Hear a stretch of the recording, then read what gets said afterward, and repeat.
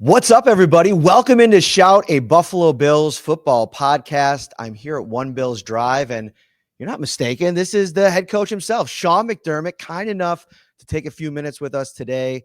OTAs just kicked off yesterday. Spend a little time with me. Coach, really appreciate it. Yeah, great to be on with you, and can't wait to connect with our fans here. So it's funny because I've told this story a couple times over the last couple of weeks.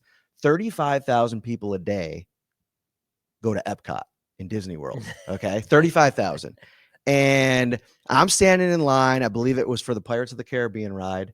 Was it the Frozen ride? Was it Frozen or was it Winnie the Pooh? It was Frozen. You sure? It was definitely Frozen because it had that kind of like Viking motif going on there. Yeah. 35K. We're in line. I'm walking through. My daughter's climbing on me. And there I look over to my right. There's Sean McDermott. And 35,000 people. That was pretty wild. Yeah, it was. It was spring break, right? Spring break. And here I'm going through the back and forth of the line, and then I'm like, I know that guy. And then I see the t-shirts that you and your family were wearing, and I'm like, I respect that. I respect that. That's good game right there. My wife spends most of her 6 months before a trip planning every hour, but she spends more time than anything else on the t-shirts. Yeah. Which it's a vibe, right? Well, I mean, you look good, you feel good, you play good, as they say. And I mean, you guys had a good vibe. Yeah. Well, I appreciate that. Thank you very much. So OTAs kick it off here for you. Just overall, I know we always ask you this every year, like, what are you trying to accomplish here? But like, what do you look forward to the most? Like, because this is really like first day of school, right? Yeah. Like you get to finally see the 90 that you spent all off season kind of retooling and everything like that. What's it like for you as you kind of prepare for these first couple of days? You know what? I get excited about it. I really do. And even after all these years of going through it, you get a chance as a head coach to, and I just came from doing this, to sit and watch yesterday's practice today, watch it again and try and see it through a different lens. Okay. Schematically, playing the what if game. Okay. And then personnel wise, looking at our players, a lot of the new players in particular, and how they may help us, what their strengths are and maybe some of their weaknesses. Now, full disclosure, we're not in pads. So sometimes you can get a little bit of a jaded view on a player because, or a false indicator of one way or the other because we're not in pads. But it's a good start, at least, of a snapshot of who we might be or be able to become. I was thinking about this the other day. I mean, you've been here almost a decade now, and if time flies, right? Yeah. I lived in Vegas for 5 years, and after growing up in Buffalo, being here my whole life, and when you get out there, it's kind of jarring to go to a new place, try to make a life for yourself there. You bring your family. I was starting my family there, but by the time we came back, I was surprised. It felt like home. Like for you and your family and your kids and your wife, does it feel like, I know you've spent so much time elsewhere, does this feel like home for your whole family in a way? I bet if you knocked on my door right now at home and you asked my family that, they would say, yes, Buffalo is home. Our kids, now 16, 14, and 10, came here when they were, let's see, I don't know what, but like, I think my oldest was in second grade at the time. Our middle one was in kindergarten, and our youngest one could barely stand over the kind of the glass in the lobby that protects the mannequin. She was like, a little doll at the time. And so now it's, this is where they've been raised, and this is what they, and we call home because we've been here for so long, and this place has become real special to us for sure. So I grew up in Buffalo. So obviously grew up a massive Bills fan in a Bills family. And my dad, my uncles, my aunts, all my cousins and my grandparents, we would sit and watch the games. I remember my first vivid memory is like 88 or 89 when Don Beebe fell on his head in the playoff game. But then like my first one is probably the first Super Bowl. And so just imagine for them, when I got this job, this was like the pinnacle of what being associated with this team for them is huge. I have an Uncle Tony. Okay. He's the oldest and he's great. He comes to all of our family parties every like Christmas, Easter, all those things he emails me a list of questions about the Bills, but he prints it out and he brings it to the party and he kind of like reads it over to me, and he wants like the inside scoop. Are you surprised at how much Bills fans, the awareness and like just the commitment to the 365 to the team and to being a part of it? Yeah, not surprised. It is unique. And this is one of to me, the things I love about our fans is they're passionate.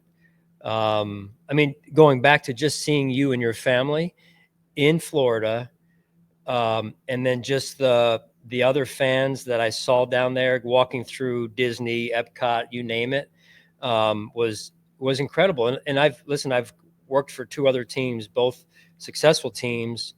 This is different. You don't get that as passionate as those fans were at those 2 respective teams. It's different in Buffalo.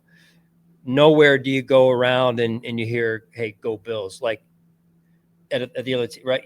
It's like you're in Florida. You could be in. I remember our first spring, we had the annual owners meeting, and so we're in Arizona, and I think we went out a day early before the meetings began.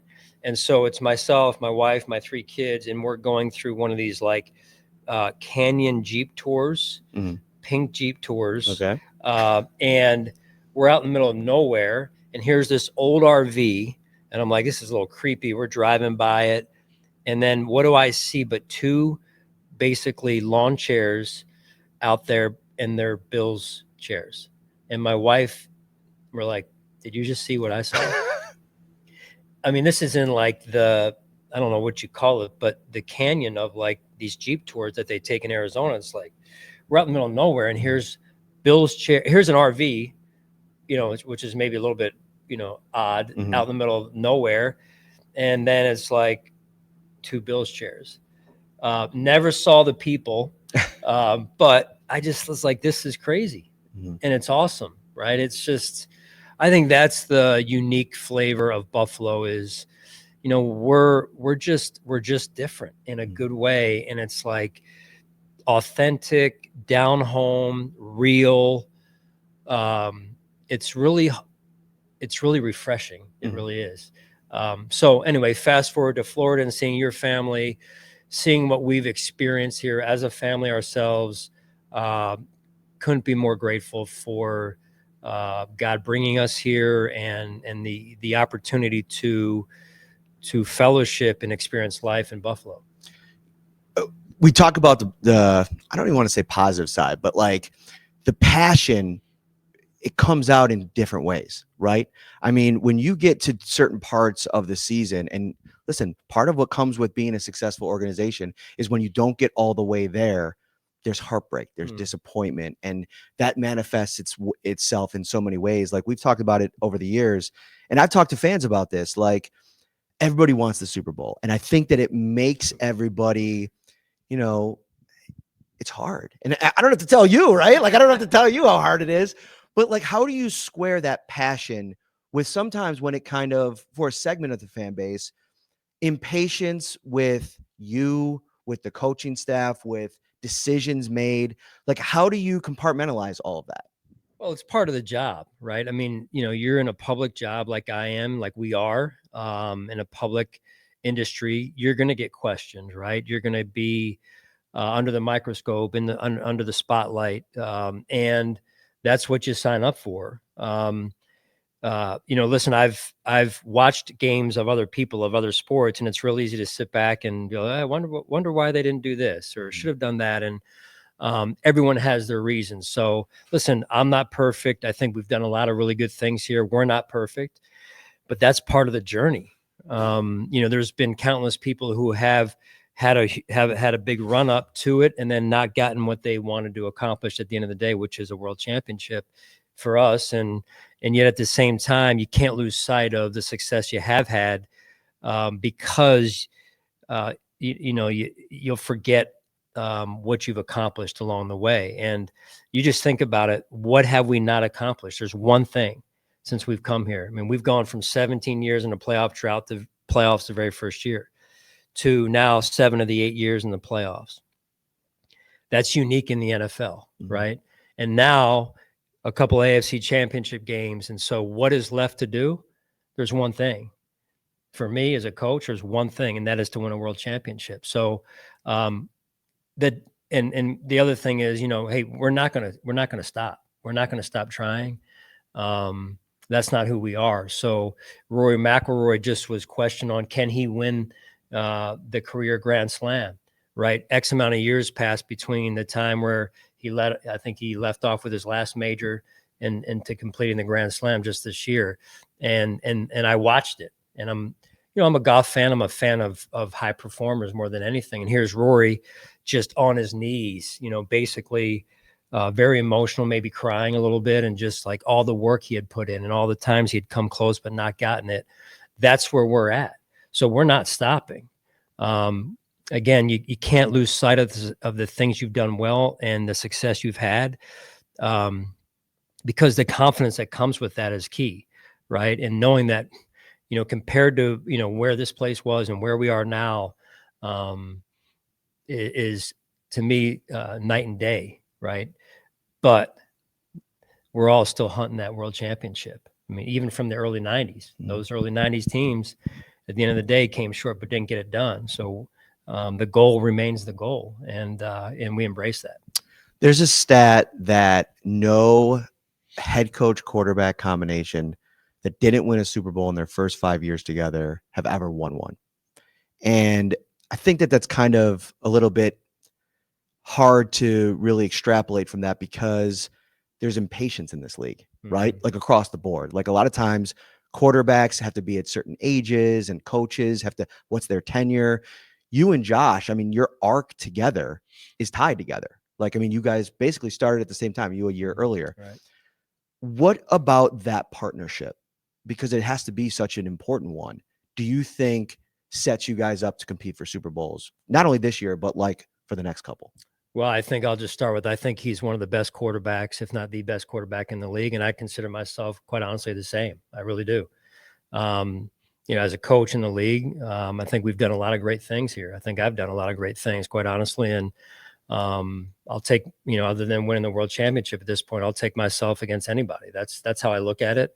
I say it humbly and respectfully, of course. It's a tough league. It's a tough league to win in, just one game on any given Sunday. But, what we've done, what we've accomplished here as a team, Josh and I together, and then collectively as an overall team, I think is hard to match.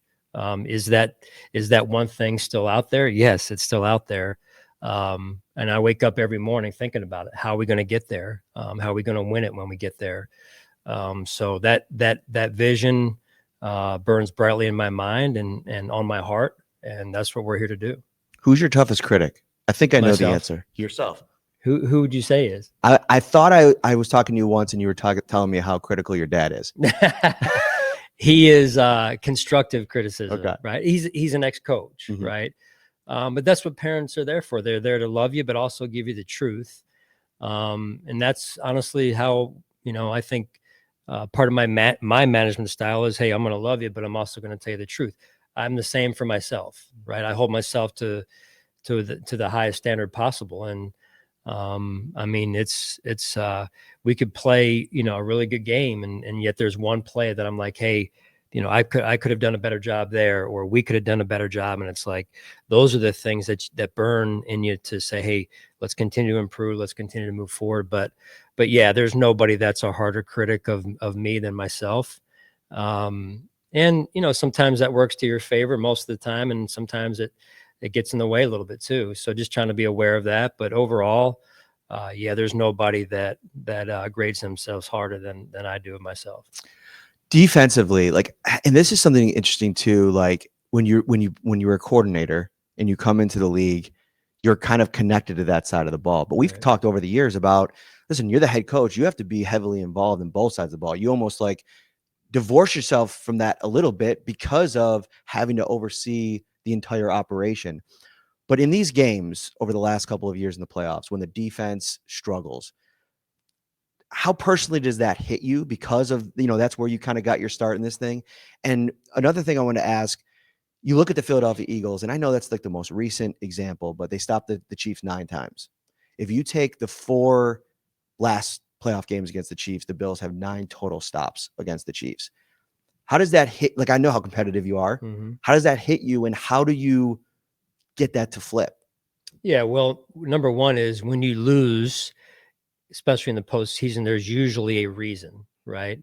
Defensively, we haven't played well enough in the games that we've lost. Um, However, in the games leading into those games, sometimes the defense has actually saved the offense. And I think people lose sight of that from time to time. So it's a team game, and it's hard to win all three sides of the ball. So you want to try and win two of the three, give yourself the best chance odds-wise to win. Having said that, you reflect on, hey, where can we be better? Where can we be better personnel-wise? That's big. Where can we be better coaching-wise? That's big. Where can we be better schematically? That's big. Execution of the scheme. So it's continually trying to push, and you are at times who you are based on your last game. So that's a reflection of the areas I just talked about. So, hey, are we healthy enough? Do we have the personnel enough? Are we making the right calls coaching wise? Do we have the right scheme? Are we executing? So you're always going through that menu of how we can improve. Because if you're not winning the last game of the year, then there's certainly areas to improve on. Mhm. And even when we do win the last game of the year, the day after, we're going to be reflecting on what can we do to sustain it, right? So there's a lot of reflection points. I know the defense, as people mentioned, has not performed in those losses. But again, I think if you zoom out and go, okay, we're not making it to that game unless the defense at times has actually helped the offense. So you want to be able to bail each other out and play our best in all three phases. That's hard to do against really good teams. And I would say the last 2 years, we've had the ball with a chance to win or tie the game on the last drive of the game. It hasn't worked out. So I think there's been opportunities for us as a team overall, and we just continue to push, continue to try and knock that door down.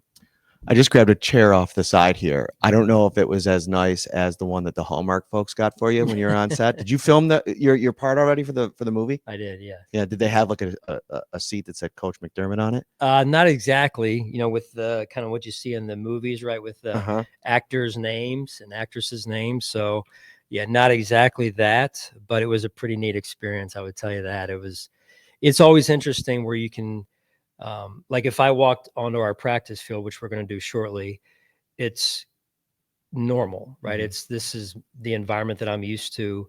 When you go and see somebody else's environment, in this case, the filming of a movie, that was a new and pretty, like I said, cool experience to just experience, whether I was acting or not. What goes into it is pretty amazing to see, all that goes into it. I mean, every couple of seconds, someone was adjusting a shirt, reading back our lines, or adjusting makeup. And I mean, I have a 5-minute part, maybe at most, Mhm. and we must have run through it 7 to 10 times Wow.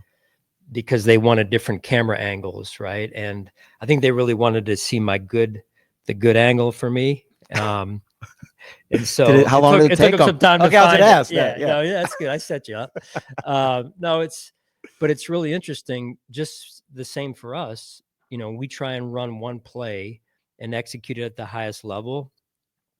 Well, we have to practice it over and over and over again. It's kind of like back in the day with, student body right, student body left, or the Vince Lombardi coach teams, and they would say, "Hey, nobody could ever stop this one play because they ran it so well. They had run it so many times and practiced it." So much like our jobs, it was interesting to see the overlap in filming a great movie. So that's going to be a great scene. Maybe I'll find some more acting opportunities down the road because of it. You never know. Well, it's a great lead in because you're going from the big screen to the TV screen this Hard summer. Knocks, Hard Knocks. yes. It's like, man, you're just box office. I mean, the Yeah. Bills are box Yep. office. And what's your like? We talked about this a little bit yesterday. What's your like biggest fear with a situation like this? Because Yeah. we've talked about it. There are things that you probably want to protect, right? Like you were talking a lot about the trust, like that you build with players. There's probably hard conversations that aren't meant for the world. Like when you approach something like this, what are you most aware of avoiding? Yeah. Well, first of all, I think again, speaks to who we've become as an organization to be selected for a movie, number one. Hard Knocks in this case, since the rule has changed, the criteria to be selected has changed from, if you made the playoffs, you were never an option. Now every team is basically an option. Now for our organization, again, to me, it's a chance to shine the light on all that we are. And our fans see it on game days live, and some of them see it on television. Now they get a chance to see us day in and day out. And what I would say is, we are who we are. Who they see on that field, that's who we are every day of the week. And I think them getting a chance to see in an authentic way who we are is great for the fans, but also great for our organization. The challenge of that opportunity is these key relationships that that need to develop with a number of new players. That trust that you want to develop over the course of conversations like this and just experiencing life together. I do have a concern that that's going to be a challenge when there's a microphone or a camera in a room of, hey, this was a private conversation. Sometimes it's bound to get in the way of that genuineness, if you will, that authentic conversation that builds trust, because trust builds connected teams. And if I have one concern or challenge, I think that's what I have not figured out yet. And we're going to have to, it's early on, right? But we're going to have to do a really good job of calling each other out when we sense that someone's not being their true self. And that really speaks to the accountability that we have, that is so critical to a strong culture. So it's really interesting. The dynamics of a team, like we think so much about game day, but like all of these little things, and I think it's probably what goes into your one day at a time. Mm-hmm. And I know we have a lot of fun with it back and forth, because, you kind of smile at us and grin, but it has to be an emphasis to a degree, because any kind of blip sets you back. I would imagine even more, especially this time of year, when you're trying to like build it from the ground up. And that's the key point, the timing on this. So there's teams as recent as last year that I think it was AFC North. Mm-hmm. Hard Knocks divided their resources and then talked to all the teams. AFC North did the Hard Knocks with them, but that was, if I understand correctly, from what I've been told, towards the end of the season. The team's already been built. The relationships have been fostered and built, and trust has been built. So that was the end of the year. This is like, go back to the old school Hard Knocks of training camp. Mm. And so, I mean, we try and develop these relationships now, but it gets exponentially magnified in a good way, usually during training camp, because that's when things get hard. Mm-hmm. And so when you share an experience that's hard, it has a way to bind you closer together as in a relationship or a team. And so that's where Hard Knocks comes in for us, timing wise. So that's where and why that challenge is, I think, going to get magnified for us. So I've never been a part of Hard Knocks. This will be my first run through with them, and it'll be interesting. I think we have to be very, very intentional about, again, those authentic relationships. I got it before we get out of here. Quick question from Uncle Tony. Uncle Tony. Yeah, he sent one in. Love it. This is like Santa Claus. He got you a list from Santa Claus. Look at it. He just sends me a list here. Uncle Tony. How much can a marginal player that has a positive influence in the locker room impact your decision for a roster spot? So somebody that maybe there, if you were putting two guys next to each other, that one guy was probably a little bit better of a football player, but one guy brings a dynamic in the locker room that could potentially help bring your team together. Yeah, I think there's a lot of people that do not value that. They'll take the more talented player. For me personally, I think you see it all the time in our league. And you probably see it all the time in corporate America too, where you've got a talented person, in our case, a talented player, and then you've got someone over here who may not be as talented or bring those tools to the table. but they bring other things to the table, right? That's what you're saying. And so you have to weight or evaluate the whole player, the whole person. There's quite a few of our players in our locker room that you could hang the MVP chain on, right? Everyone hangs it on Josh, and rightfully so. And Josh is all of the talent plus the other part. If you took Josh and just put him over here for a quick second, for this example at least, is you say, hey, well, who really is the MVP other than Josh? Is it Dawson Knox? Is it Deion Dawkins? Right? Players that have this unique ability to connect a team. Some people call them glue guys, to inspire a team, to reach a standard daily. You know, I could name names over the years. You tell me which year, and I'd be able to tell you, hey, this was one or two of the guys that made our team that year. So I think that's one of the cool pieces about building a team and seeing a team come together. And sometimes it's one of the people you wouldn't even have expected, or maybe the fans haven't expected, because there's an engine behind that talent, right? The engine in that locker room, that there's 2 or 3 guys every year, and you're just saying, hey, they're the MVP. They're the ones that have made this team go day in and day out, outside of Josh, of course. Thank Great you, sir. seeing him. Yep, I really appreciate it. Hit that like button, subscribe to the YouTube channel as well. We will be back later this week. Bills are back at it. OTAs practice next week. We'll see you then. Sean McDermott, I'm Matt Parrino. Have a great week, everybody.